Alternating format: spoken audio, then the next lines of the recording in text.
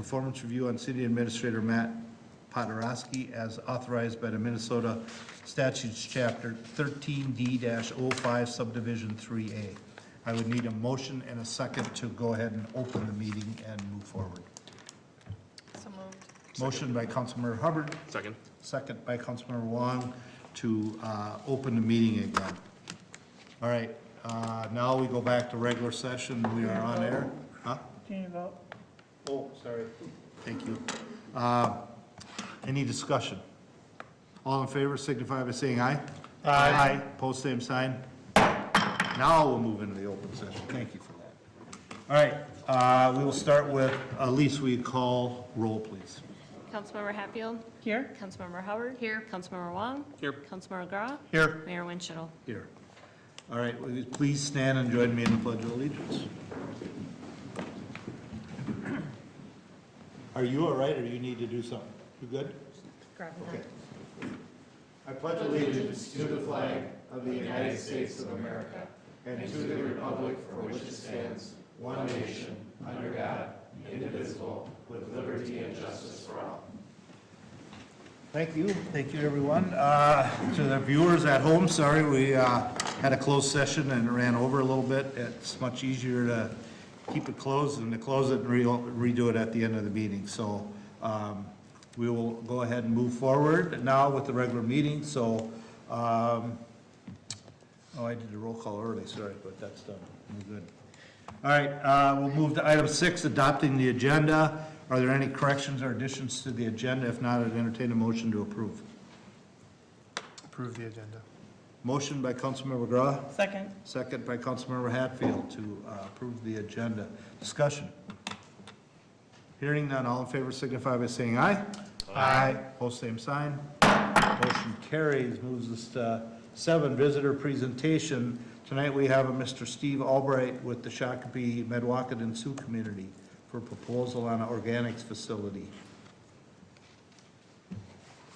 Good evening.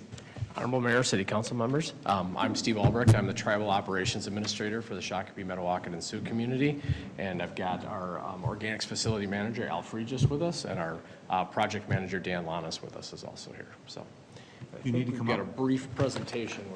We're gonna Sorry. Sorry, we're a little that's discombobulated here with the closed session. pass these around. This is just a one-page information sheet. Okay.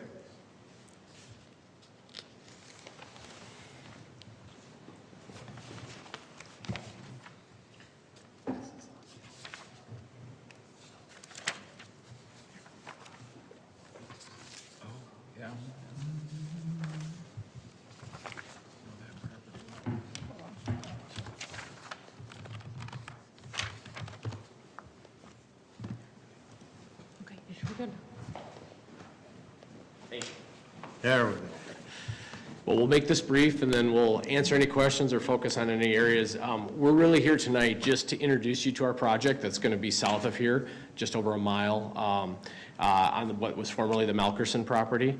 The Shakopee, Medwacket, and Sioux community bought 330 acres from the Malkerson family in 2021. Brian Rock Products bought the rest of the property, which includes the Renaissance Festival, but we own the pieces that we're going to talk about tonight. And what we wanted to update you on is the project that we are currently going through the process of permitting on and environmental review on. Make you aware of that project and also answer any questions or concerns that you might have with that project. So I'll go through quickly. Stop me if there's something you want me to focus more on, and certainly answer any questions. So what is the SMSC Organics Recycling Facility? We currently operate a facility in the city of Shakopee. We collect at that facility leaves, grass clippings, branches, brush, trees. We also take in about 10 to 12,000 tons of food waste per year as part of that. And when we talk about food waste, that's kind of the new thing that's trying to be diverted from landfills, because when these products go through landfills, the way that they break down, they emit a lot of volatile organics, and so greenhouse gases. And so by taking them through these facilities, you can dramatically reduce that. Plus, at the same time, rather than fill a landfill up with that material, you can generate composts and mulches out of that material and reuse them. And so that's what we do at our facility. What is the SMSC? So that's the Shakopee, Metawakan, Sioux Community. Okay. That's our abbreviation. Nobody likes to say, it's a mouthful to say, so we use SMSC as Kind our, of thinking that, but I as wanted our to make sure. acronym. Yep. So our current facility is one of only 2 large-scale facilities in the metropolitan Twin Cities, 7-county metro area that actually takes that material in. The rest of the material goes to landfills currently. So that is a big deal. We have about 70,000 tons per year that we divert from landfills. Our new facility, when we get talking about it, about 172,000 tons per year when it's fully built out. About 3 times as much food waste, though, as part of that. And then why is this a big deal? The waste goals that the Twin Cities has to meet their long-term goals, which part of those is just having enough capacity in the existing landfills to meet the needs of the metropolitan area, but then also reusing these products that they always talk about diversion. There's so many things we can divert from our waste streams that will allow our landfills to last longer and that we can reuse. And so a big part of that is the food diversion, and we are one of 2 facilities that do that type of work on a large scale. The new facility is proposed to be, if you're familiar with the little racetrack, training track, we would be south of that. The SMSC owns the land on both sides of 41 in that location. The Martin Marietta, formerly commercial asphalt plant, is actually a leased property on SMSC lands, and then we own the land to the south down to the Renfest property. We're proposing, there's an area that was mined out in the early 70s in that area, and so we're proposing to build the facility down in that mined out area that was mined in the 70s. This area also to the Dakota people is a pretty sacred area, and so for them an opportunity to buy back the land, try to utilize some of the property that's already been impacted and then preserve the areas that haven't is a big deal. The SMSC, their historic Tinta Atunwe village was just to the south of this property along with substantial burial areas, and there was a lot of migration between Inyan Chayaka, their summer village, and Tinta Atunwe over the years in this area, and so it's a fairly historic area to the community, so it was a big deal to them working with the Malkerson family to be able to bring this back to the Dakota people. The site that we're proposing for the ORF facility in yellow, it's about 93 acres. The facility itself is about 60 acres, is what the facility ends up being. The facility uses, different than our current facility, which I showed you, it had all kinds of rows of material. This facility uses 2 very key pieces of technology that are important as we look at the future of organics. One of which is aerated static pile system, and why that's important is when there are odor issues with organics, it's from turning the material as you're trying to blend it and keep the biological processes going. This facility will utilize a system that allows us to pretty much leave the material untouched during that period when it can have odors by bringing air in and out of the material through these bins that have aerated nozzles in the concrete. And so this is a technology, it's not new. This is something that's been done on the West Coast, up and down, up into Canada for many years. It's just coming to this area of the United States. And so that is significant because it does 2 things. It allows us to expedite those processes with anaerobic bacteria versus that aerobic bacteria, or the aerobic bacteria versus anaerobic, so good bacteria that aren't stinky versus those that cause odors, allows us to speed up the processes so the times when there can be odors are much shorter. And then if you do have odors, it allows you to actually draw air from the outside into the material through a filtration system before it's let go, versus the current compost facilities where they turn rows, there's no equipment at all. You turn it and it's exposed to the air. So that's why this facility, one of the things that's very important. How long does that process take from beginning to end? So our current facility, about 90 days roughly to go through that process. This facility will go through the same part of the process in about 30 days. So a much faster time. And then it allows us some time to actually allow the material to cure so we get better compost, get a better mulch. But within 30 days, it's through that period where you could have odors versus 90 days at the current facility. So big significant change.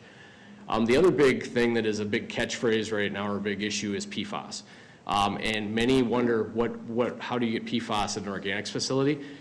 The food waste streams that come in Food wrappers, waste things that come in are all, they use the PFAS chemicals to make them so that greases and fast food and things don't soak through wrappers. And so all of that gets into that waste stream, and what happens is it actually gets washed out of the waste by rainwater, and so we can't discharge that water because it can have PFAS in it. So this facility is actually going to be getting a federal grant that's picking up part of the cost to totally reuse all of that water that could have PFAS in it and reuse that as part of the process. So the PFAS part of the stormwater system will be a zero discharge system, which is the first of its kind in Minnesota of that type too. So trying to handle two big issues with this facility. Real quick, while we have this site photo Yeah. up.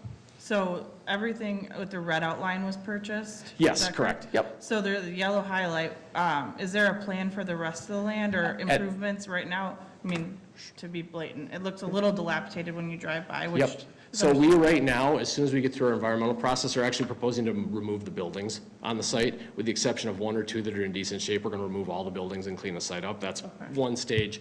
The southern portion, just to the south, that area is part of the Queens lot for the Renfest. And we do have an agreement with them if they stay, to allow them to continue to use that core. It's an old quarry area for parking. The corrals and the areas between 41 and the property, we don't have a plan for that. We are platting that with Scott County, so there is an opportunity to develop that. But we are going to be cleaning up and removing this spring. You'll notice a lot of activity just cleaning up the property in that area, because we agree with you. We're not wild about the old buildings and the dilapidated look, so we want to get buildings on both sides of the roads cleaned up. The area to the north of 41, the old farmstead, that is a significant historical area in that it has been relatively untouched. It's been farmed, but the bluff area or the hillside area and all of that is still pretty much the way that it would have been hundreds of years ago. And so the community is looking to protect that area and clean it up. And then you have Martin Marietta on the northern part, which is the asphalt plant. So just a follow-on question. So you mentioned that you're platting some of those lots with Scott County. Yes. What's the vision for those lots you're platting? So the area south of 41, we have to plat that. Right now it's several parcels, so we're platting that as part of our county process. It'll be platted into two lots, the Orf lot, and then one lot between the Orf and Highway 41. It'll be in some kind of industrial use. We haven't identified what that is yet. We originally were just looking to buy land for the Orf itself, and we ended up buying a little bit more land than we thought. The area to the south, without sewer and water at this time, really the Renfest parking in that vacant quarry area, that's about what you're going to use it for at this time. There isn't really a use for that. So that's being platted as an outlot, actually. It won't be a lot. So we don't know yet what that use will be. I would guess it'll be some type of industrial use. One of the possibilities is we may look at some point having a retail outlet where you can come and purchase mulch and things there in a much more user-friendly situation than our current facility. So that's a possibility. So that, the light green, that is part of the old quarry then? Let's see, right in here. No, the light, that, This is the new Orf site. So that was a quarry back in the 70s. So sand was mined out of that area in the 70s. If you go there, it's the Trail of Terror property is what it's been for several years, but that was actually mined many years ago. The material that's left there is sand, but it's not a quality or gradation that you can make money from, so that's why it's left that way. And then the southern part, if you're familiar with Renfest, there's a parking area here, but then the area, that's an old quarry that was mined out in the 60s and 70s also. I'll show you a little bit better picture. Just a few more facts. The new facility would process at full build out about 172,000 tons a year. 35,000 tons of food waste would be part of that. Again, just touching on some of the benefits of it, greenhouse gas emissions reduction is a big one. This facility at full build out, it's about 21,000 metric tons of carbon reduction per year. That's significant. I'll tell you, that's a significant amount of carbon reduction, and so that's a good thing for everybody in this area, and so we're excited about that also. Here, this is a little bit better picture of the facility itself, just to let you see it. So again, you've got 41 right here. We've got the old racetrack area. You'd come in, we'll talk about the road improvements in a second here, but you would be coming in on the existing roadway. You'll see we've got the material actually comes into a covered facility, and then it's tipped in that facility, and then it's mixed, and then it's put into these bunker areas here, which have and I'll show you some pictures of those. That's where it goes through this ASP, or this aerated static pile process system, and that's where it begins its process. Once it's removed from those, it ends up in these curing rows right here. And the curing rows are not, there's no odors at that time, but the longer that you can allow mulch and that type of compost to sit, the higher quality it is for garden blends and for different soil mixtures, and so we allow it to cure in that area. And then what you're seeing in these other areas is the finished material piles that we use, that we sell wholesale, and some retail. You'll also see a substantial number of stormwater ponds, and then our wood waste and our yard waste materials are stored at this end of the site. And then we are preserving, we're not proposing any of the tree removal, that entire riverbank area, we want to preserve that area, so we're trying to build within that existing. If you drive down there now that you're thinking about it, you'll see kind of a cleared area. That's the area that we want to build this facility in and maintain as much of the tree cover as we can. So you won't be able to see this facility from the river. And again, from a facility standpoint, we have a hoop building, we have some concrete bunkers, but it's all pretty flat. It's really pavement and open space facility. Maybe you already said this, but are residents going to be able to come and actually bring yard waste directly to the site? Yep, they would be able to. We would be open for that. One thing that we are, if you've been to our existing facility, we work with our neighboring cities to have these yard waste drop-off days in the springs and the fall. The problem with those is it's a lot of cars at one day. We probably wouldn't do that at this site just because of 41 and the issues on 41. But on a given weekday or weekend, anybody can bring their yard waste and drop it off there, yeah. So. Is there a cost? Yes, there's, Al, you want to talk a little bit It's a about it? three-tier cost, So, speak in the microphone. So they can hear you on That's tape, all right. yeah. It's a three-tier cost for residents. A small pickup would be $10, a pickup and small trailer would be $15, and then a larger trailer would be $25. So it's three-tier cost. So the most you would pay is $25 for a yard waste drop-off. Okay.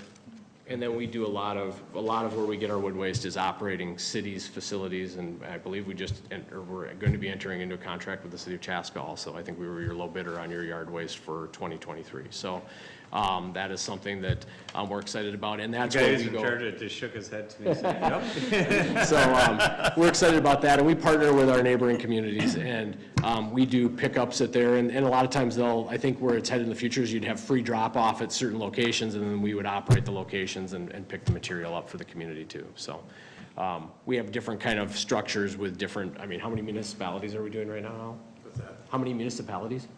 12, 15. So 12 to 15 cities, we currently operate their yard waste facilities and bring their yard waste to our facility. This is just a picture of what a facility similar to this looks like. You can see these bunkers right here, and I'll zoom in on those, and this is kind of your typical. Ours will be more of a hoop structure building that has a canvas or a fabric top on it, but similar for tipping, and then these are the compost piles that they use. Just seeing the bottom of you can see the material here, and then there are air nozzles actually in the bed of this area where they blow air in and pull air through depending on the time. You're managing temperatures essentially, and you're managing airflow for the good bacteria within there. It is composting, but it's very high-tech composting is what I would tell you. There's a lot of computer systems that are going to be utilized to control this process. Is there a certain range in which people may smell this at all? So our hope with this facility is that there wouldn't be any odor issues at all. There is always going to be odors with compost. If you've been to a regular compost facility, you're going to smell like a wood mulch smell kind of at that type of facility. We're not anticipating that because you're north and kind of west of it, the prevailing winds are, if there is ever any odor, it's going to be pushed in that direction. This facility, because of the odor control, what we do is we actually are, throughout the day, we're monitoring for any odors. If we have odors at this facility, we're able to actually activate the biofilters. At our existing facility, we are at Mother Nature's whim, winds and everything. This facility, we can actually operate that. So our hope would be that you don't even know that we're there. That's what our hope would be, and that's the goal we're making with the investment we're making in this technology, is to manage that. But again, if you're on site, as we've said, one of the things, I don't know if you're familiar with leaves and grass, that's the smell that honestly is the more the issue that we try to manage is leaves and grass, because they can become, if they're not maintained properly, if you've ever turned over an area where you've got leaves and grass that have been covered up for a while, you get that kind of bitter, sour, that's what we're trying to prevent, and through management of this process. So Again, our goal, our current facility is within about 400 feet of residential properties. This facility is 1,000 feet away just from the city of Chaska and a half a mile away from residences in the other direction. So we're trying to pick a location that we don't think we're going to have any odor issues at, so. Again, we have a waste management, or we have Demcon on one side of us, and we've got the asphalt plant to the north of us, so we think it's a good fit in that location. This is the aerated system, just to explain to you. We've got our static piles, and we actually use a biofilter. It has good bacteria in it, and that's what helps remove the odors from the material if we have an odor issue when we're out testing. And we have what's called the nasal ranger. We joke about this, but that's actually a piece of equipment that is out that's testing constantly to monitor for potential odor issues. And if that happens, they turn on the biofilters and pull the air back through the filters, and that's how we manage that. And then jumping to Highway 41. So part of our project will be adding turn lanes and bypass lanes in both directions on Highway 41 at this location. Right now, there's nothing there. You've just got the traffic lanes. One of the big concerns and things that we want to manage is we are preparing our plans so that if and when 41 is shut down this coming year, we can do the majority of we can do the majority of our work on grading and the things that are going to take the longest during that closure. So that's something that we're targeting. Our work, again, is adding turn lanes and bypass lanes, so it's really widening of the road itself. And then in 2024, we would have some paving and some signal work at the railroad crossing, but that's work that can be done while traffic is operating. And so we want to do as much work as we can. If MnDOT, we're working with MnDOT right now to permit that work. We're working in conjunction with them to allow that to be done when the road is closed. Do you think I'm going to not be afraid of losing a tire anymore at the railroad crossing? We would hope so. Yeah, so MnDOT is actually going to be widening and fixing that railroad crossing as part of the 41 project. And we will be paying for the new crossing signals that'll be up there, so it'll be a much safer crossing at that point. And then with the bypass and turn lanes, we hope that'll be good for traffic in both directions and long-term be much safer. Our project, actually, our property doesn't generate that much traffic, but it is just, anybody who's been down there, it's just not, number one, a safe place to have your employees coming in and out or your customers.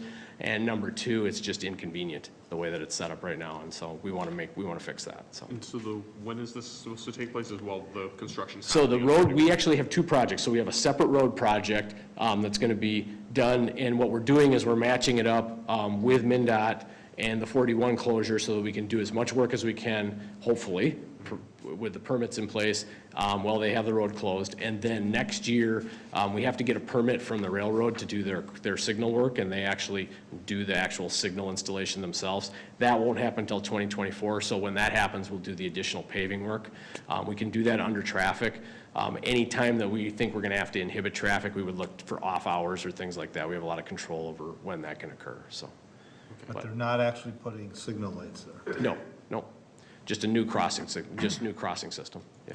Do you guys still envision this to be a back entrance into the Renaissance Festival? So the Renaissance Festival, the property owners we bought it from, the owners of the land the Renaissance Festival is on, has an easement across the roadway, so they have an access easement. So this will, at least in the interim, still be utilized much the same way it is now for Renaissance Festival. So. Should help it a little bit if we have turn lanes and bypass lanes there. So. Turn lanes would help. Yeah. That's the lack of that is what backs everything up. And we'll be working closely with your staff just to keep them up to speed. We want to make sure you know what's going on, and if you have questions or concerns, that you know who to talk to, and we can get you information as soon as possible on those things. So when would the construction of the organics facility actually take place? So we are currently in the environmental review process with the MPCA. We're concurrently working on our permits. There's 3 MPCA permits that we will have: a stormwater permit, a source separated organics, essentially the organic material permit, and then an air permit. Those 3 things are ongoing. Once we get through the environmental review process, we've been working with the county to get our conditional use permit at a point where it will move forward then as soon as that and the plat.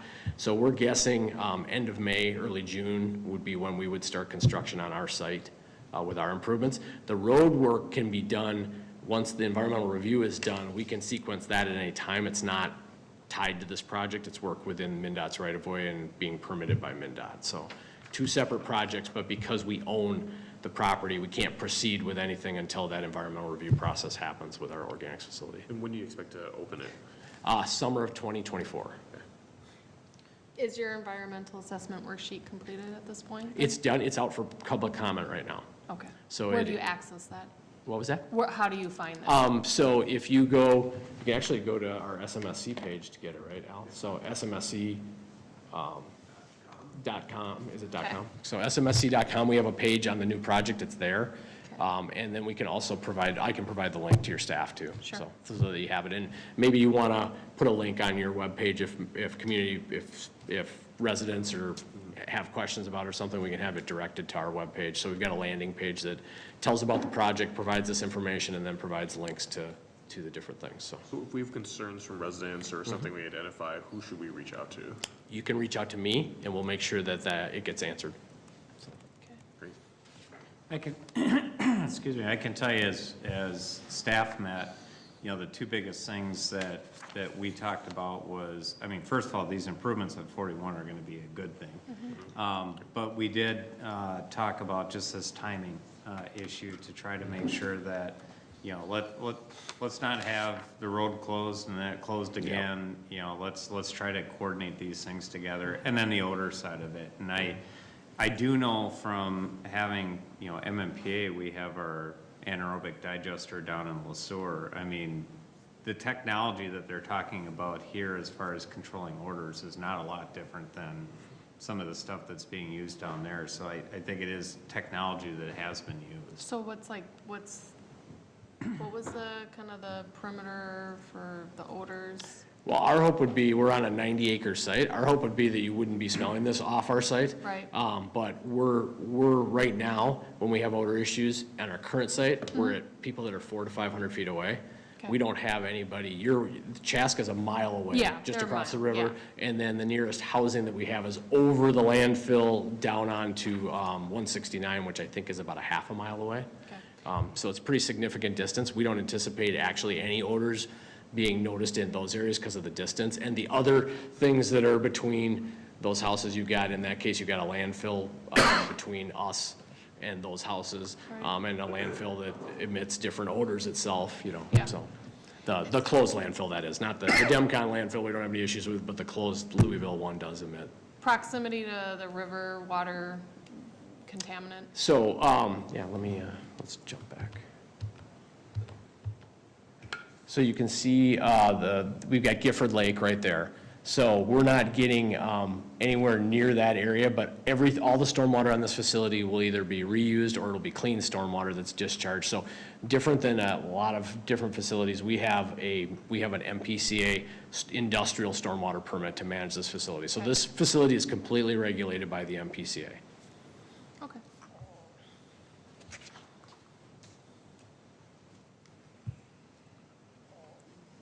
What happens to your other site?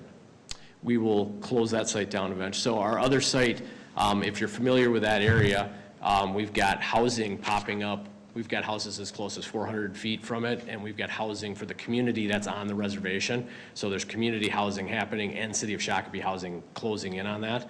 And so the existing facility, we have a prairie there, and we're actually going to be putting bison on that prairie over the next year. So that's what will happen there, or next 2 years, so. That facility will operate until this one is up and running. We'll phase out. As I said, it takes about 90 days for material to go through that facility, and we'll probably sell all that material out of that facility before we move. We want to move it, so. So where do all your organics come from? So our yard. Coming from the trash haulers? So we do get some trash haulers. Al, you want to talk about? So we have 2 different streams of organics that come in. There's the yard waste and then the food waste. The food waste comes in, say 95% of it by haulers. It comes from manufacturers, pre-consumed manufacturers. It comes from restaurants, school districts, Shakopee, Prairie Lake School District, Shakopee School District. There's several other ones, Burnsville, Egan, those school districts come our way. like I mentioned, restaurants, manufacturers. So where most of it comes from, but predominantly it's haulers that pick around routes that pick up the food waste. The yard waste comes from Chaska, municipalities, a lot of residential drop-off, but a lot of haulers bring in the yard waste as well. Okay, because you said there wasn't much traffic, but it seems like there's gonna be a lot of truck traffic. So it's kind of, just trying to understand that, you said there wouldn't be a lot of traffic. The number of trucks per day really is not, in comparison to the mine or anything going on around there, it's pretty insignificant from that standpoint. If you look at what commercial asphalt's doing on that area, our trucks, Dan, do you recall what our peak traffic is? It's in the hundreds, which is very negative. So over a day period, we have about 100 vehicles coming on and off the site, so. I just look at the expansion as we look forward with 41 traffic. Are we gonna start drawing now additional garbage trucks coming from the north, or organic waste trucks now coming and just adding more traffic to what we've been trying to get reduced over the years? So that's where I have a concern.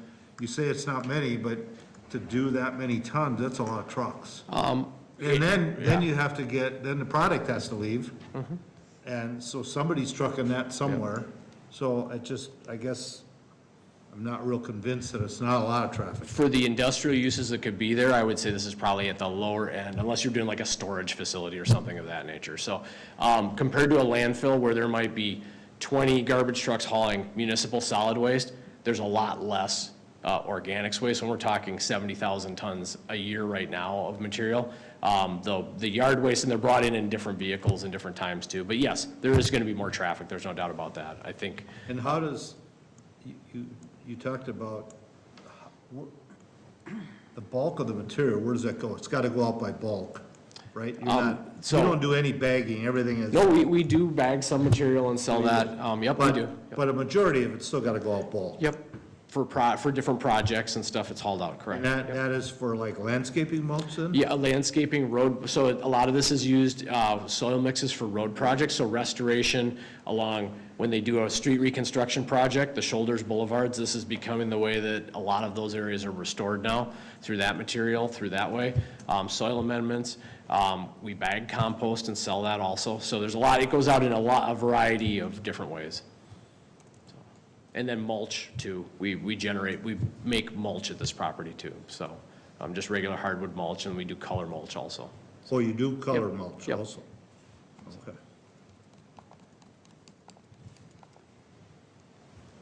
Okay. And we did provide to staff copies of our traffic volumes and such that would show, if you're interested in more information on that, what our impact is of what's going on there right now. So. Okay. All right, anyone else questions? No, I just would like the link to the Yep, well, I'll. environmental Yep, assessment, because I'll- I'm just struggling to find on your guys' websites. We'll get it sent to you tonight, Okay. so. Okay. All right, well, thank you guys, appreciate your presentation and Thank you. giving us the heads up before it happens. And again, Especially when it's in another county, you know, Yeah. sometimes you don't find out till after the fact. Right. well, and if there's questions or more things, Nate and Elise have been working with us, and they know how to get a hold of us, and we don't want you to have to go to an environmental page to review something. If you have a question or concern, we want you to be able to ask the question, and that we can provide a response and additional information. Sounds So, great. We don't want any unknowns, so. 'Cause I got an email from someone saying, hey, do you know this is happening? And I didn't. So I talked to staff, and they said they had been working with me for quite a while, so that was reassuring to know. Just biggest question has been about the odor. Oh, definitely, we understand that, and so that's one of those things that it takes, we can talk about it all we want, it's gonna take operations and showing. We can show people the success out west of the facilities and how they operate, but it's really about us operating it correctly and making sure we're managing things and being sensitive to our neighbors and issues, and so we have a good relationship with our other industrial partners, Demcon and BRP there. We feel like we can work together with them to make sure that we're managing impacts to the greater community in all methods, whether it be traffic, odors, anything of that nature, so. Okay. Okay, thank All you right, very much. Thank you. Thank you. All right, anyone else on our visitor presentation? Nope, not seeing anyone. All right. There's nobody online, right? I'm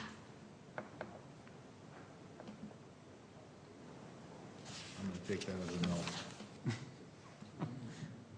All right, We just didn't want to hear Kevin's voice come over. well, Kevin is not here. Yeah, I know, that's what I was saying. Oh, no worries. All right, we're gonna move on to, approving previous meeting minutes. Again, if there are no corrections or additions, I'd entertain a motion to approve the previous meeting minutes, and that's from, February 27th, I think. I have it on there, so. Anyone? So Motion? moved. Motion by Councilmember Hatfield, Second. second by Councilmember Hubbard to approve previous meeting minutes. Discussion. Hearing none, all in favor signify by saying aye. Aye. Post same sign. Motion carries. Move on to item 8, which is consent.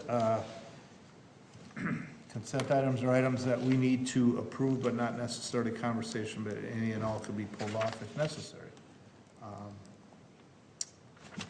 With that, anyone have anything, comments or questions? If not, I'd entertain a motion to approve consent. So moved. Motion by Councilmember McGraw, Second. second by Councilmember Hubbard to approve consent. Discussion. Hearing none, all in favor signify by saying aye. Aye. Pose same sign. Motion carries. All right, moves us to motion to authorize negotiation of contracts for architectural and engineering services and construction management for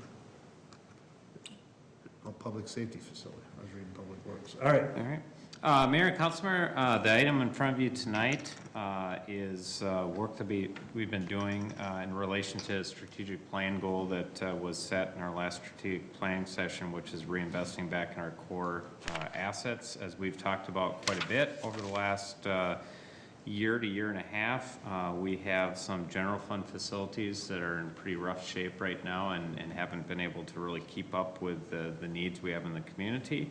And so part of our building program was identifying the police and fire, municipal service buildings, city hall, and our library as being buildings to focus on.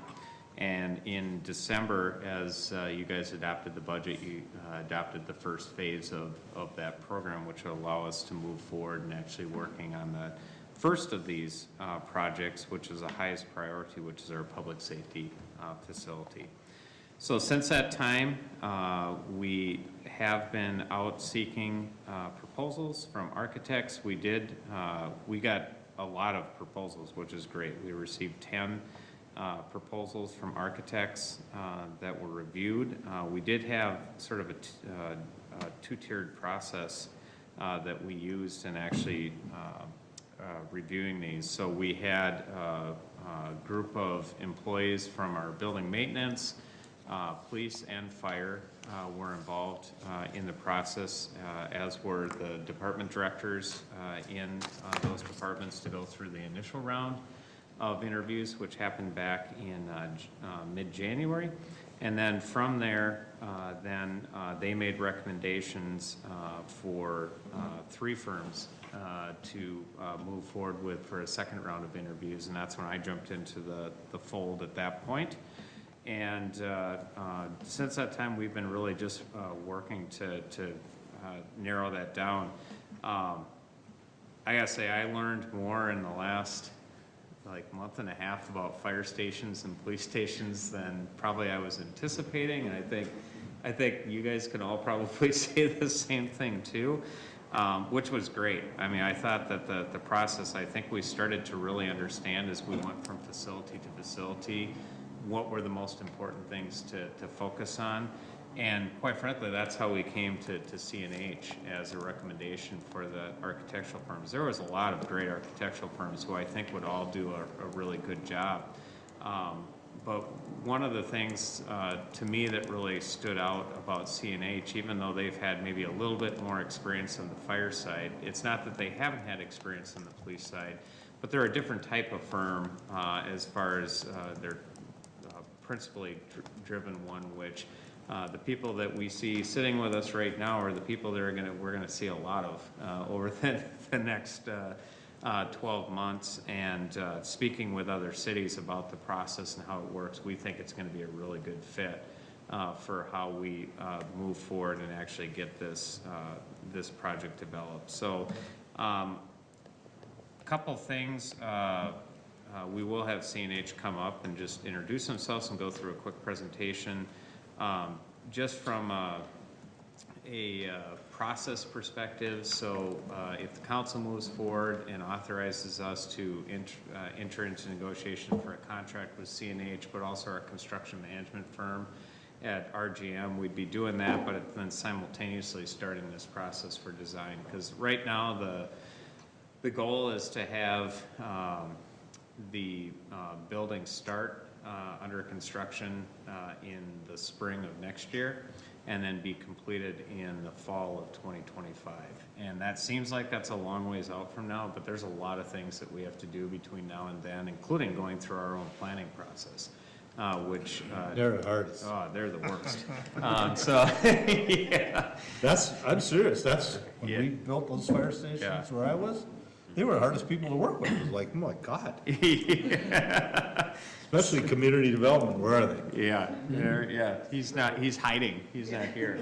But there's a lot to get to that point, and I mean, one of the things that really stood out to me that CNH talked about was 40 design meetings, really over about the next 3-4 months. I mean, that's a lot of meetings.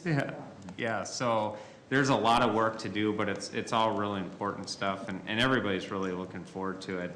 So that's sort of the timeline to expect. I wanted to give a huge thank you to the members of the fire department, police department, building maintenance department. Elise has done a ton of work. That group back there, including Chris, sitting back in the back, have all been part of this process. And it's been really great to have a team to be able to listen to about the pros and the cons of looking at different firms. So a big thank you to them. You can see what the fee proposal for CNH was at about just a little over $2 million to get us through the entire project. That's within of the proposals that we saw, and especially the top proposals that we saw that we were considering, that's within 5% of what we saw. So on a project that large, we felt really comfortable with where they came in at as a price. So with that being said, I'll invite Quinn and Brooke are the two partners that are going to be leading this project, and have them talk a little bit about themselves and answer any questions you might have.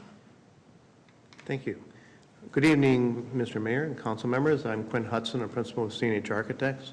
Also with me tonight is Brooke Jacobson, another principal. And we'll each pick a piece of this to give you a little background on who we are and what steps are coming up in this process. So first of all, as City Administrator mentioned, we are a principal-led firm. We're a smaller firm. We've been so in the mid-size range in architectural firms. We don't have offices around the country, or even multiple offices around the city. We're again mid-sized firm, and with that we lead the projects all the way through, and that's something we feel that's really important for our approach to a project. Rather than passing on the project after early design to somebody else, either for construction documents or construction administration. We really feel it's important that the people that were with the team, with the city through the early parts, follow it all the way through. So you maintain that level of experience throughout. Excuse me. We're an established firm. We were founded in 1969, so we've been around for quite a while. And we really focus a lot on public safety projects. Over half of our work is in the municipal category throughout that. So. Some examples of our past experience. We are currently working on a new police station for Mendota Heights, addition remodel to the city of Burnsville for police. We've worked in the past on other police stations, as well as work for law enforcement centers at county level, and we've done 2 projects for remodeling at Minnesota correctional facilities, one at Stillwater and one at Oak Park Heights. So that experience in the police side. In fire side, we also have extensive experience. Projects that are currently under construction include fire stations at 2 at Plymouth, 1 at Coon Rapids, 1 in Bloomington, and 1 that's just starting in Apple Valley. In addition to that, we are just very pleased and proud to mention that we won a gold medal for national fire station design with the Burnsville Fire Station #1 being the top in the country last year through Station Design magazine. So a broad variety of experience in the public safety realm. With that, Brooke, you want to talk a little bit about the process? Yeah, so for our process, we'll start off with a kickoff meeting where we will define project goals, talk about process as a whole there with the entire team. From there, we'll begin to gather background information, so existing drawings, surveys. We'll walk through the existing facilities, hear about what's working, what's not working, likes and dislikes. We'll review all city ordinances so that we're prepared as we move forward to assess the site. And then from there, we'll look at touring other city facilities for both police and fire and see lots of different examples. Again, talk about things we like and don't like that we see on those tours. Then from the tours, we'll start working on developing a program of space needs for the project, where we really talk about what are all the needs, talk about those goals, what are the needs, and start assigning square footages for the needs. And then from there, we'll move into schematic design, where we really take the program of space needs, we take all those square footages, and we turn those into concept diagrams. From there, concept diagrams will go into floor plans. As we transition from schematic design into design development, we really start looking at the finer details of things, what things start to look like. And then as we're wrapping up all those details and all those meetings that were mentioned, we shift into construction documents where we fully detail out the project to get it ready to go out to bid. And that's where kind of our process ends with the bidding, and then construction starts after that. So as Brooke mentioned, we spent a lot of time on gathering information, programming goals. And with that, one of the strengths that we really focus on is relationships and designing facilities specific to the clients who we're working with. It's really important to us that what the end result comes out of the team that's put together, and what's important for Chaska may be something different than other cities and different methods, flows, things like that. So it's very much a part of our process to really develop that understanding relationship so that the end result is one that really represents your city. With that, I would just like to again say that we're very excited to be here tonight and look forward to working together on the project. If you have any questions, let us know. Questions? You said you're a pretty small firm, you got a lot of stuff going, are we overextending? Yeah, we're small compared to some of the really large firms. We are mid-sized, and yes, we're prepared for this project. Okay, because it just sounds like you got a lot of things going on. Yeah, But the good thing is yeah. that I heard that we'll see you guys, because what happens a lot of times is somebody completely different shows up and not with the same message that was initially delivered, so. And there is a big team behind the two of us that are working on it. No, I'm sure of that, but that's a lot of projects. Yes. And they're all, I mean, the good thing, they're all local, so you can get from one job to the next. What about community engagement? Do you do the community engagement piece? Very regularly, we work with the clients to develop community engagement processes. I haven't had a conversation with Matt how we're gonna go about doing that, but we're gonna have to reach out to the neighbors in that area, what's happening. And that can vary a lot, from open houses to mailings to just being at events that the community's at. Other places, we have posters up with images and feedback. It can be a lot of varieties. It's something we work together to decide what's best for your process. Okay. To me, it's going to be even more than just the neighbors around. It's also going to be, one of the things that's going to make this facility unique to what, something we just don't have now is, there'll be the police station, the fire station where they do their operations on a day-to-day basis, but there's going to be things that are more open to the public. And so, what are the things that we want to do as, public safety departments to be able to better connect with our residents, to be able to, we don't have to probably move the police academy around to, a million different places, whatever's open, designing the space to be able to connect with the community on a real deliberate basis in there, and, what are the things that are going to be important to the community as a whole? Yeah, I always Google, check out web pages, look at your projects, great looking buildings, and yeah, I mean, just kind of fun to see what things look like when they're done, and I didn't realize how busy of a season it would be for a number of fire stations. A lot of coming soon. Like I suppose, you build them and then they all kind of age out at the same time too. I know, that's, yeah.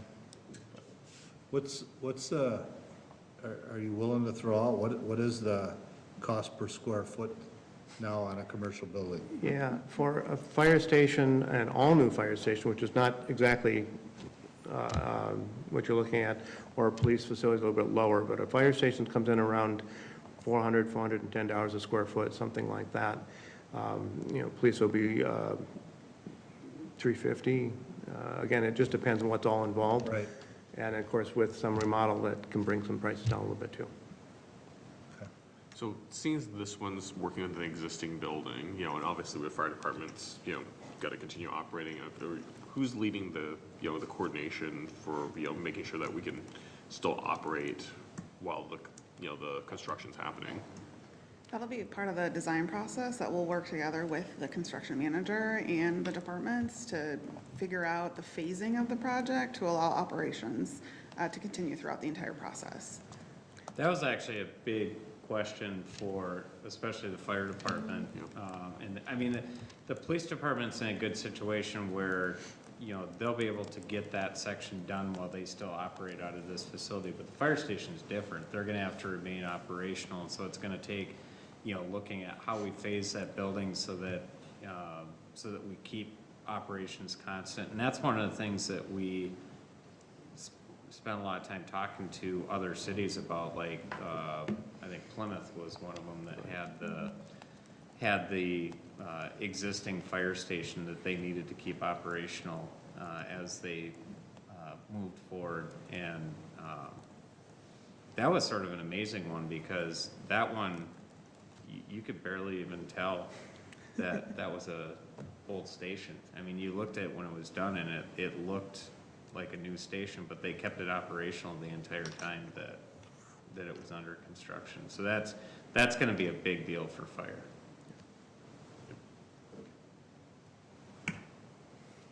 All right, anyone else? No, I was just gonna say it looks exciting.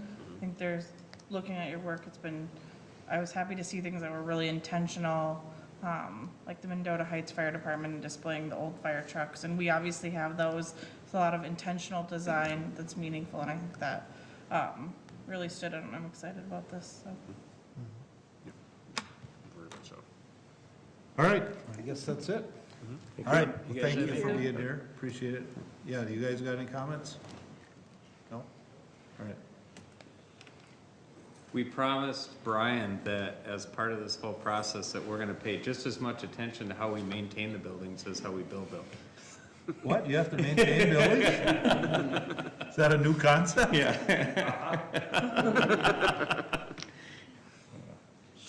Heck, then what will we do? All right, with that, anyone else got any comments or questions for staff or directors here?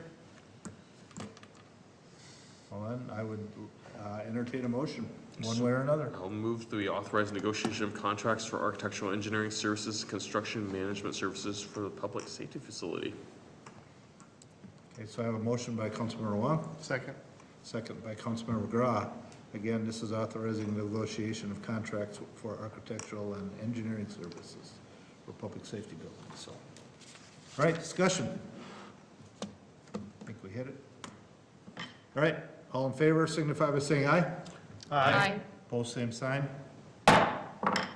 Just so you know, this will move quick, because we already have our organizational meeting this Friday, so it's Should gonna be. happen quick. Exciting, Yeah. let's do I already this. got word out in the street that you guys got it. I already got a phone call. It was like Sunday, and I'm going, I'm just reading the packet. Congrats. Mike Scott, Yep. you know Mike. He called me, "Oh, I heard you got CNH." I said, well, we don't yet, but it's leaning that way, so. Thank All you right, so much. thank you, guys. Thanks. You guys got anything? You just came to listen? No speaky? So say, you're not gonna approach and gush of your level of excitement towards this? The ball is rolling.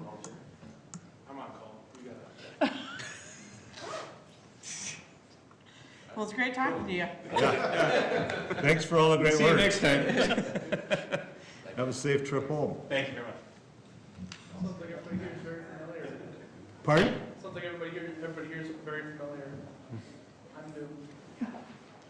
I'm new. Were you looking for something? Because we're gonna go into a closed session, so I'll head out then. I would have to ask you to leave at that point, but, otherwise, you're welcome to stay to the end on most council meetings, but I'm, why don't you come on up to the microphone? I'm both new and not to Chaska. I've lived here for the past 10, 12 years. I think about 6 months ago, I moved out to Edina, moved back here. But I just wanted to sit in and participate in my local government a little bit, so, Oh, you're always welcome. thank you. Just unfortunately, we have a closed session due to a lawsuit. I'll leave you guys to it. You guys have a wonderful day. Yeah, If you ever have any questions, so don't hesitate to contact either the city administrators, myself, or the assistant city administrator. Be happy to answer any of your questions. Appreciate it. And you can join via Zoom too, which is always great if you Yeah. just want to listen. Yeah, I noticed that earlier on. I'll yeah, take we a always look. have Zoom available. Thank you. Thank All right, Yeah, it was thank nice, you. thank you. All right, so I gotta find my, Yeah, that'd be great, thank you. yeah, I'll put you to work if you stay here much longer. All right, so, we are going into another, closed session, regarding Mueller Systems. The city council will now enter into a closed meeting to discuss agenda item 11 as authorized by the Minnesota Statutes, Chapter 13D-05, Subdivision 3B. The discussion will be conducted with the city attorney and will relate to matters that are subject to the attorney-client privileges regarding threatened litigation between the city and Mueller Systems LLC. At this point, I would entertain a motion to go into a closed session. Motion to go in closed session. Motion by Councilmember McGraw, Second. second by Councilmember Hatfield. Discussion. Hearing none, all in favor signify by saying aye. Aye. Post same sign. We will go into a closed session at 8:06.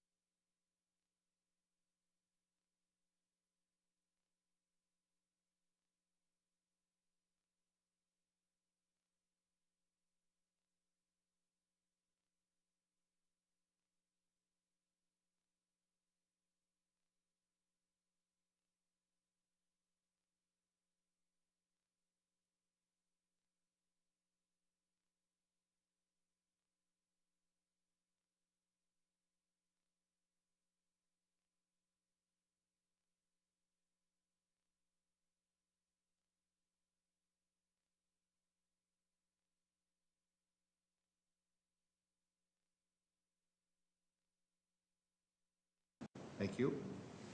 All right, we are back, folks. So I gotta get back online here. So we are at this point, we are at accounts payable. So anyone got a question on bills? I have two questions. Page 7, there's one for Kodro equipment, for, Cardinal Street something. Yep, so this is actually, it's a pressure reducing valve for the Cardinal Street area. So one of the things that we have to do is, as we come down the hill, we have to actually reduce pressure of our water, otherwise it'd be like Goonies. That's a good way to describe it. Okay. Where was that done at? Have they already put it in? Yeah, up in one of the streets up in Cardinal area. Okay.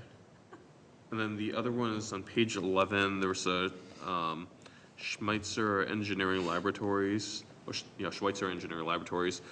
There's a few items for Bluff Creek, and it's like, it's Bluff Creek and something, Minnesota, whatever. So it says that, yeah, so I'm guessing these are substation pieces, but the question is that whether they're being purchased, or yes, are these like, assuming they're substation parts and components, Yeah, not so what they are services, is they're right? remote terminal units, so they allow the substations to be done remotely, Okay. which has become a code change that needs to occur. Okay. But this is one that, like on the Minnesota River substation at RTU, we'll actually get reimbursed from MMPA for that. Oh, gotcha. So these are all getting paid for from MMPA. Yep. Okay, great. That's all I got. Thank you. Yep. Anyone else? Motion to pay the bills? So moved. Motion by Councilmember Wong, Second. second by Councilmember Hatfield. To pay the bills, discussion. Hearing none. Elise, we call roll? Councilmember Hatfield? Yes. Councilmember Hubbard? Yes. Councilmember Wong? Aye. Councilmember McGraw? Aye. Mayor Winchell? Yes. All right, moves us to other business. Councilmember Hatfield.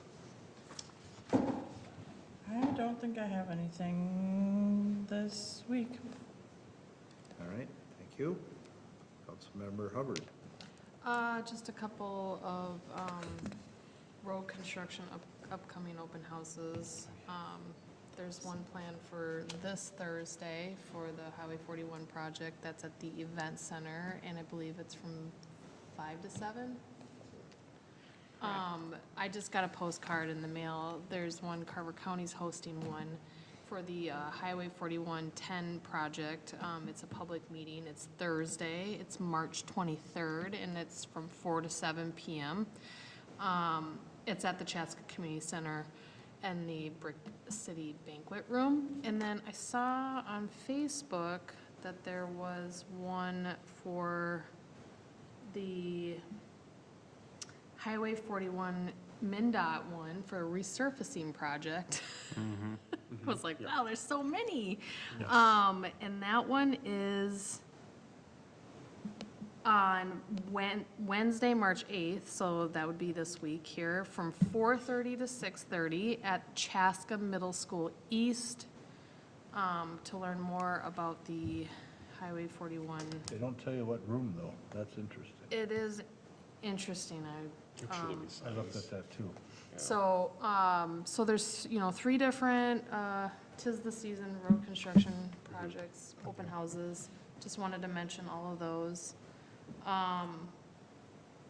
Wanted to welcome, Officer Fernando Rodriguez, went to his swearing-in ceremony last week, so it was really nice to see new officer joining the team.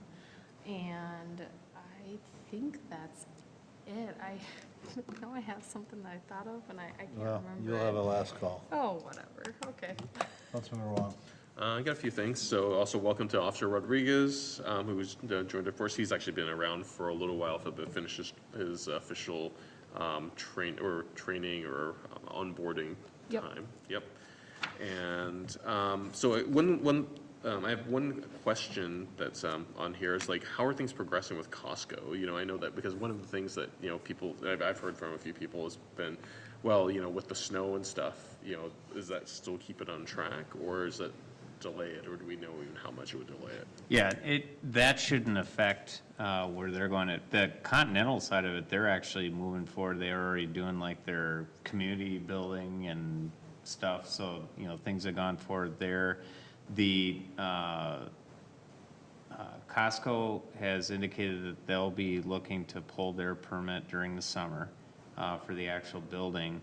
You know, the big driving thing for them getting open is going to be getting the roundabout completed. And now with MnDOT moving forward with this resurfacing project in the springtime, that's when they're looking at doing the actual roundabout too. So we had thought that that was going to get pushed out a little bit further into summer, but it looks like that's going to be. They're gonna do it during school?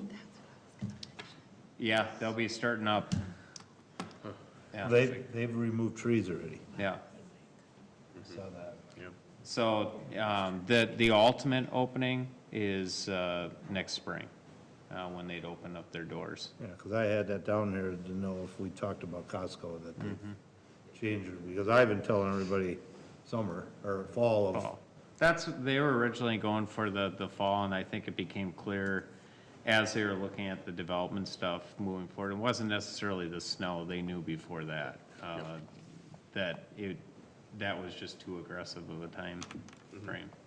Okay. But we as a city, we're on track with them. It's nothing we're doing. No. In fact, just wanna be clear about the roundabout is not our project. That's the developer's project, so it's actually their contractor that's doing it. Is that gonna be Ennebeck? No, it's Prattle? Prattle. Yep. Okay. Okay. Let's see, Human Rights Commission has the Women's History Month nominations for nominating some women in our community who make our community special.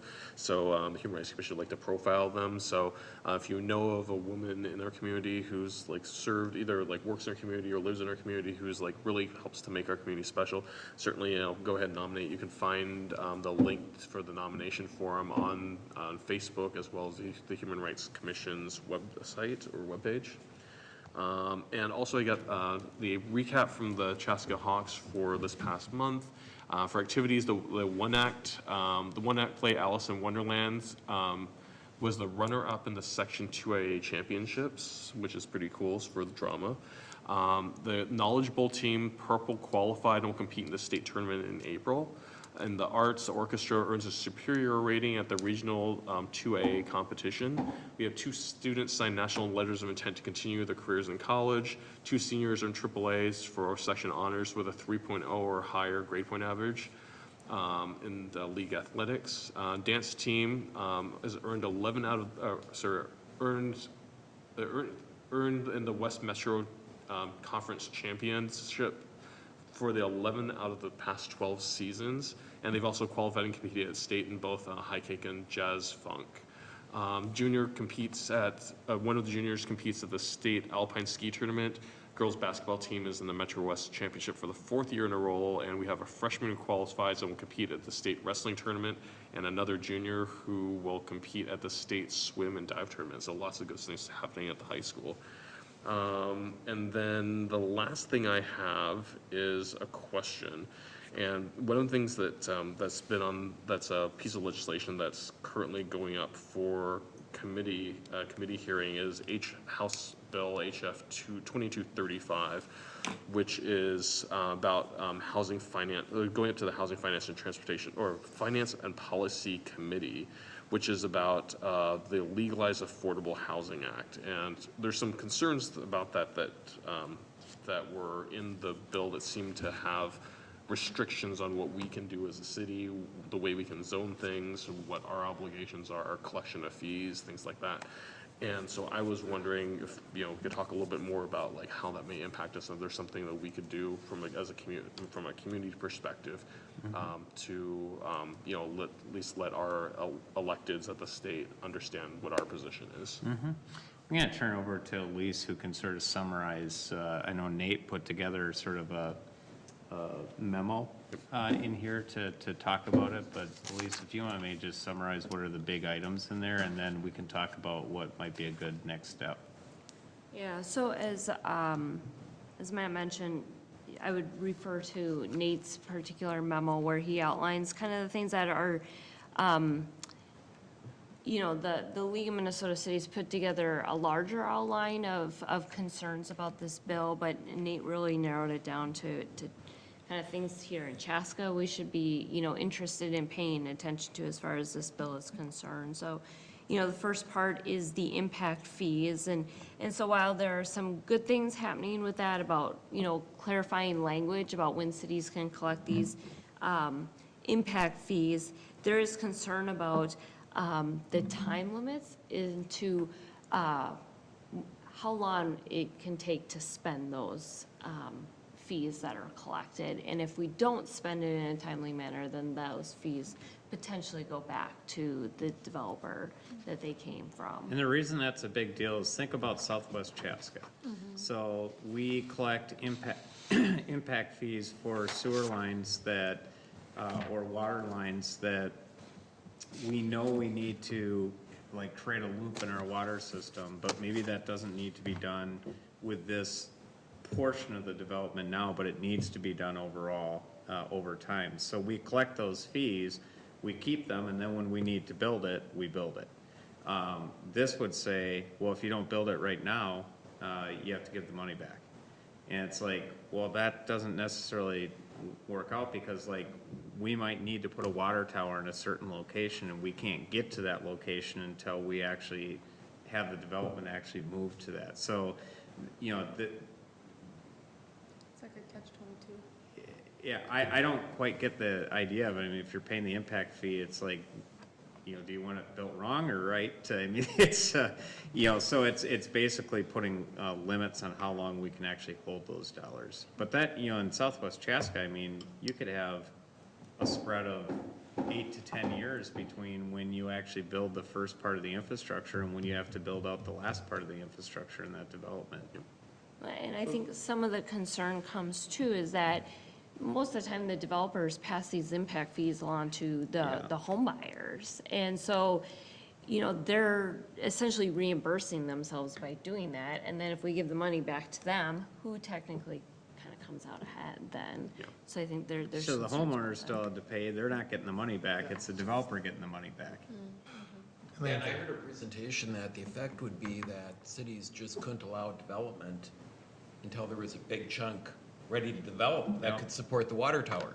Yeah. So in effect, what you'd get is you'd get denials until everybody was ready to go. It's kind of back to the old days where you go in and develop, 200 homes at one time, and nobody does that now. Now they're doing Right. 50 home blocks at a time. And one of the reasons that we got away from that back in the recession was because cities put in all this infrastructure And sat on it. and then the recession happened, and they still had to pay the debt service on it, but there was nobody to pay the impact fees on it. So we actually spent years trying to get away from that system, and now this would force us back into it. Or a modified version of it. Yeah. Of some sort. I'm not, we've been kind of, as the local mayors have been talking about this bill for quite some time. This has been around for 4 years at least, if not longer. And we've even had one of the head authors, who is now one of our representatives, and we still can't figure out the reasoning for doing this. I don't see that it's really gonna create affordability or affordable housing. And I don't know, for the longest time, it hadn't gotten anywhere, but now all of a sudden it's got a hearing, so that makes it scary, and lots of new people in the different legislation groups that you just don't know if they might get because that building organization is a strong lobby group. They're very, very strong and very organized, so. Sorry, Elise, I cut you off. That's quite all right. I think the other kind of piece I would focus on is the Article 4 in Nate's memo, and that talks about, you know, some of what they're looking at in particular residential development. So by right, you could have townhomes or duplexes in a single-family neighborhood. That would be allowed by right under this particular bill. Additionally, it would limit our ability to use planned unit developments. And as you know, we use PUDs quite a lot here. So that would severely limit our ability to be able to, you know, put that into practice as we do now. And as, you know, Nate mentioned, this is something that allows us to maybe get more density and get more affordability, that sort of thing. So we see it as a detriment. And then just about the building aesthetics and what we would be allowed to require and look at as part of it. So Mayor, as you mentioned, it does have a hearing tomorrow at 3 p.m. in the House. There is, at this point in time, no Senate companion bill, but we're watching and taking notes. So really, this was just to kind of get you up to date on what's happening and make you aware, so if something else does come forward. So I think the question, yeah. And go I ahead. don't think, what we're hearing now is we don't think that this is going to pass this year. Because there isn't anybody in the Senate that's sort of jumping up saying, yeah, I want to support this. But things can change in future years, and so I think what we would suggest as staff is it concerns us. And if it's something that you guys look at and say, yeah, this really concerns us because, you know, we've used PUDs, you know, to try to make neighborhoods be the way we want to and not just whatever they can be. Or we've done it to be able to require affordability, or we've done anti-monotony to make sure that all of our houses don't look the same. You know, we've done all these things to from a planning perspective to help improve the look of our community and also create more affordability and all these things. And the intent of this is, you know, getting at trying to say that, well, we're trying to create more affordability by taking away all these rules. Well, these are the very things that we've used as tools to do that. And the fees are a real issue because if development doesn't pay for development, then it's people who are already living in town that are going to have to pay for development. And they already paid for development when they bought their house. And so our suggestion would be is that if it's something that you guys feel, yeah, this is concerning to us, that we actually draft up letters to our representatives and senator to, you know, basically outline what our concerns of this are, so it becomes something that we can use as more of an educational tool as we move, you know, through this session, but even into next session. That's something we can refer back to say, hey, you know, we talked about this before, these issues haven't changed.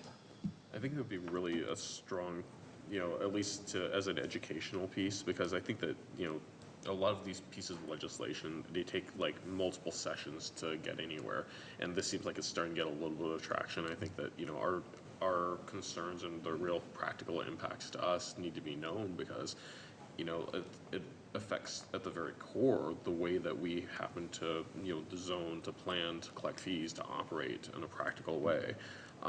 So I strongly believe that now is the time to get out in front of this, because before it picks up a lot of momentum, especially when there's a lot of new people, you know, up at the Capitol, to at least, you know, get that information out there. You know, there's real concerns from communities about like how this is going to work, because, you know, that's not the way things are, you know, the way that I think there's a perception of the way things are done today, and it's not necessarily accurate. I think the legislation is written around, at least maybe it may be inaccurate, or maybe some other communities do things a different way, but unfortunately it impacts us in some pretty significant ways.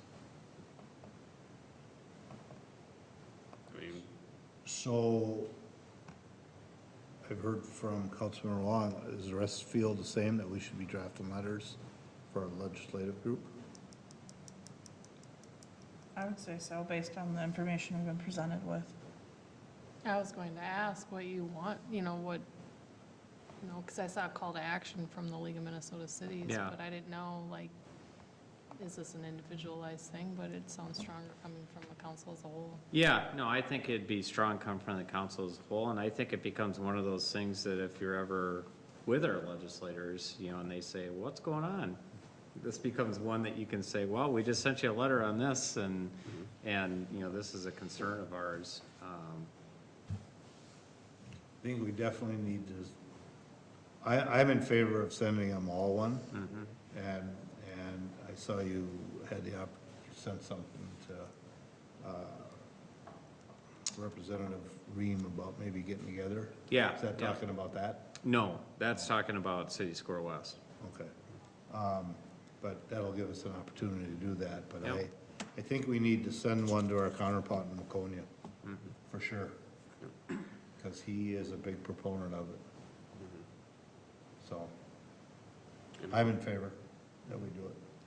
Okay. We'll put something together. I guess the question would be is, do you want us to bring it back to have it approved, or do you just want us to put together, send it out? If you guys feel comfortable, we just send it out from the mayor. I think send it out myself. I don't know how the rest of you feel. I think it's pretty well. Otherwise, outlined it's in 2 the- weeks, you know, we Yeah. gotta wait again. And Yeah. Yeah, I think it's pretty well outlined. I know what the concerns are, and, you know, I would say, I would be hesitant if I didn't have that information, because you know, where our concerns, but you know, I trust that our concerns will reflect what we just saw, and makes sense to me. So we're okay doing it? Okay. Okay. Let's go ahead and do it, and just, when you get them ready, and we'll send them out. It's too bad we didn't get it before the hearing, but, well, it's. Yeah, I don't think that's gonna be an issue this year, because again, I don't think this is gonna pass this Other year. than not a Senate, we're No. okay. Yeah, Exactly, I don't think it's There's gonna no pass this companion year, but, it's been talked about long enough where it's, Every year, it's getting a Yeah. little more momentum, unless somebody, Yeah. Any I'm just not seeing the. precedent to other places where it's been acted? Or, I mean, like, I'm guessing someone didn't just craft it randomly, so I'm guessing somewhere in I'll support some, it. yeah, He's not pretty slim. that I've heard. But Nash is. because that's the hard thing too, it's like, you know, you don't have any established to see how it actually works. You have a lot of theory of how you know, it gets written and think like, well, this will work. But you can't point to like, yeah, we did this in this state over here, and here was the outcome.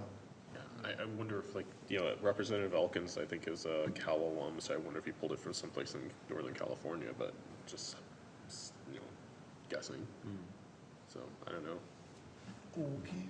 So, Well, Elkins is in Bloomington, and I know. just don't, yeah, I'm not- he's, I don't know, he's been the main author of that bill since it's been floating around, so. Yep. You know, all I hear is it is the Elkins bill, you know, and it doesn't even, so. yeah, don't know. Probably better than the real name, which seems somewhat deceptive. Yeah, I True. completely concur, is that you read the bill and you're just like, well, this seems like a good thing. And then you look at the details and you're like, well, I'm not quite getting, Well, that's the whole thing, it's so confusing, I don't think anybody really Importance knows. of the bill name. yeah. Sort of like the title of the newspaper. Yep. So one of the things that was nice about like Nate's memo, and I think this is something that goes as part of that letter, is that, you know, is to emphasize that, you know, we're not against affordability. We're very much in support of affordability and having a good mix of housing types. But this bill doesn't seem to accomplish that the way that our world works. Well, what it does, what I've felt it's done from the builder's perspective is, and you've seen some articles in the Star Tribune about this, that they're trying to say that the reason homes aren't affordable is because of cities, which is just ludicrous. Because our costs in these things are just a fraction of what the total costs. I mean, these builders are paying astronomical amounts of money for land, which is absolutely driving the cost of housing. And so, to me, you know, it's just like, you know, they all want to be in the game, and so they all just go out and they just start paying whatever for this land, and They want the land because there's not much left. yes, and that's what's driving the cost of housing to be unaffordable. ours is more of a equity thing. It's, how do you not charge new people in the community for services that they're gonna receive when everybody else in the community's already paid for it?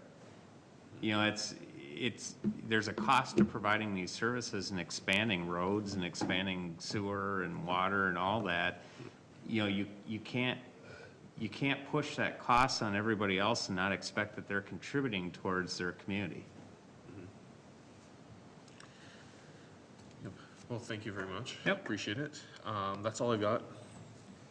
All right, thank you. Councilmember McGrath? Just two things. One, just a reminder of how fortunate I live in a city, Chaska, that does things that I don't hear of, maybe other communities do, but like I said, I was sharing with some outside that I got a nice little reminder, a nice little courtesy notice on my door that I might have a water leak, and found out, I think it's, well, my self-diagnosis, I think it's a water softener issue. There's no, water's not flowing outside my house or anything like that. So just kind of like, oh, that's, I mean, like, you just wonder how long you would have not known that, and to have someone come by and, you know, it wasn't any eviction notice, which was good. You never know when you get something stuck to your door, right? But just a nice little notice in the data, and you're kind of like, oh, so then you get curious and kind of look. So just, you know, one of those good things to feel about living in the city of Chaska. Second thing, just to be selfish and self-serving, because I get opportunities sometimes to do that, and a little bit off the Hawk Pride note, I will note that Chaska Basketball Association's traveling leagues of wrapping up. Girls had their state tournaments, grades 3 through 8 last weekend, and then this weekend, boys 3 through 6, and then next week it's 7 through 8. So lots of good stuff happening, a lot of collection of state tournament. I'm selfishly proud to say that my son's team, who I've coached with 2 other great coaches, who is a C team, but we made our top tier of C teams. We actually took runner-up this weekend, which, to be honest, is pretty incredible. Largely, you know, a couple of reasons I think it's incredible. One, the coaching was definitely holding them back, truthfully. But I mean, you look at some of the cities. So for 4th grade, I don't know all the data for all the other grades, but for 4th grade, we had 3 teams, A, B, and C, and we had 28 kids come out, which actually is not that many. So you had 8, 10, and 10. We had no cuts. So everyone actually who tried out made the team, which in 4th grade makes a lot of sense, right? It's 4th graders. They're still learning and having fun. You know, we're up against communities, even in that C League, who I talked to a coach in Stork from St. Michael Abbeville. They cut 36 kids. Minnetonka's cutting 40 kids. Osseo Maple Grove's cutting 40 kids. Now they go, cut sounds harsh. They go into a community league like they have in-house, right? But we're competing against that. So it just speaks well to the talent of the kids. And it was awesome. It was fun to see these kids grow and to develop and learn. And, you know, we played 35 games over the course since November. November. I think the Chaska Classic is, I think, the first week in November, maybe in these weeks in December. And just to see that, kind of that dedication and parents and lots of good stuff happening. So just a shout out to the Chaska 4th grade 4C boys team, and congratulations, our runner-up of the state tournament. Cool. That's all I have. Congrats. Congratulations. Yeah. Is that it? That is it. Thank you. Elise? One other construction open house you should be aware of.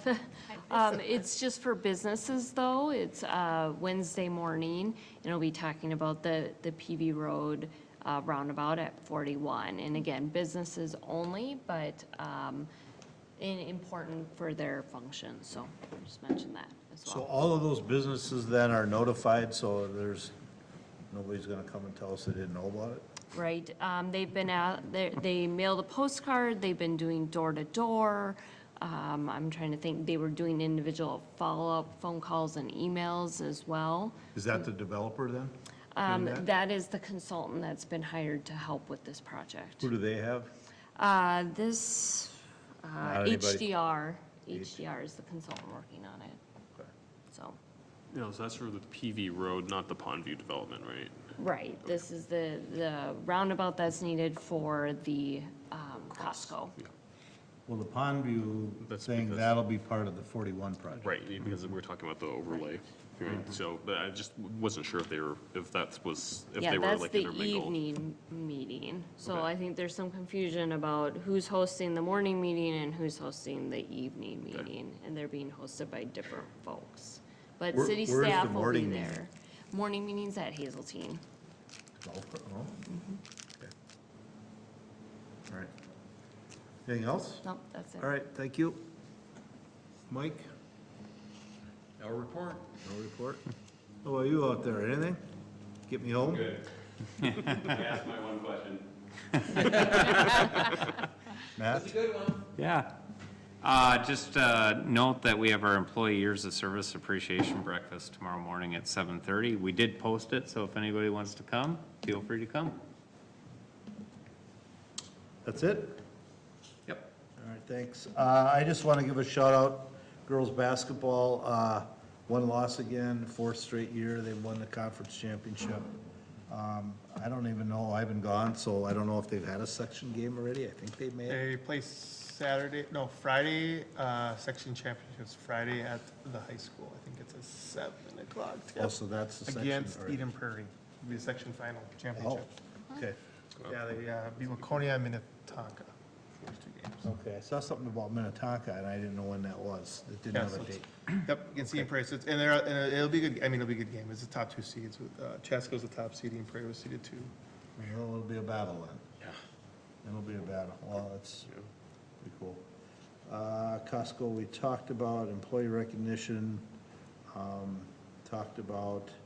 I just want to give a quick shout out, Public Works, I know they've been super crazy busy the last 3 weeks, month, and doing a phenomenal job. I got a very nice email from a gentleman out on Bavaria Road talking about how great a job that they've been doing about taking care of the roads and keeping them open, and he travels around a lot, and he says it's nowhere near what it is in other places, so that's always good and encouraging to hear, so, but a shout out to our Public Works crew, and this, yesterday's snow was or last night's snow was some pretty heavy yuck. So, not fun to push that stuff around either for those guys, so. I just got something tonight saying that we're in an 80% chance of being over 6 inches for Thursday. Oh, wonderful. Show like 7.2 or something, but it's gonna go back and forth. Now we have to be hopeful of a nice, slow melt. Yeah. I asked that question last week when you were gone. Oh, okay. Ground's not frozen, A lot of it's getting. deficit of water already in it, so, but if it keeps. And the thing is, I don't think we have snow to the west. We have to worry more about the west Yeah. to fill up the basins. I think most of it's like locally here. I think we have more here than we do in some of the outstates. That's true. I mean, I came up from the south, and we really didn't have any deep snow till I got to Chaska. The rest of a lot of the fields were pretty open to the south, and some places had it, but it was, Chaska. it's spotty. Charlie Brown with the cloud over his head. Yeah, exactly. Exactly. Get a Charlie Brown Christmas tree too. Yeah. Yeah. All right, upcoming meetings, March 20th, and then we go into April, and April 3rd and 17th, and obviously with all the construction updates, those meetings are gonna get busier and busier and busier, so, we'll have to keep going, and, we have our department retreat is next Tuesday, Wednesday, and talk about our future, where we're going and what's on the horizon for next, so, so that's always, are we 2 full days, not a day and a half? So, we talked to Irina on Friday, and she's suggesting going 9 to 4. So we're gonna do 9 to 4 each day. If we get out early on the second day, we get out early. I just don't wanna rush it. Like, sometimes we'll like, Yeah. be at noon and feel like we're rushing it. I'd rather get out early, Right, yeah. okay, Start watching because the I clock. thought that that's, I was gonna ask you that, I thought that that's different than normal, usually it's a day and a half. Yeah. But we'll get out the details, but it is gonna be 9 to 4, not, I think we had said 8:30 to 4:30. 4:30 before. Okay. 9 to 4, all right. I think that's all I got. Anyone else? Last call. Motion to adjourn. So moved. Motion by Councilmember Hatfield, Second. second by Councilmember Hubbard. All in favor signify by saying aye. Aye. Post same sign. See you in a couple of weeks. Thanks, everyone. Have a good